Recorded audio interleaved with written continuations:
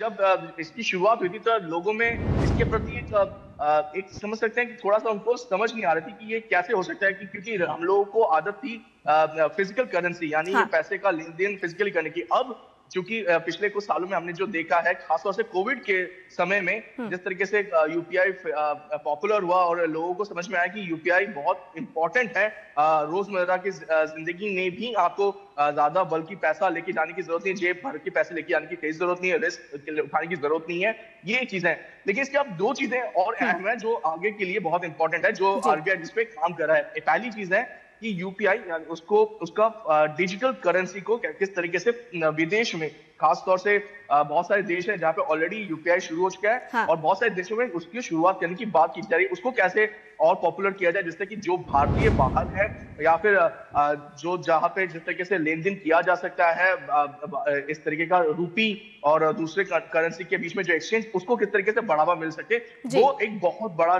Point है।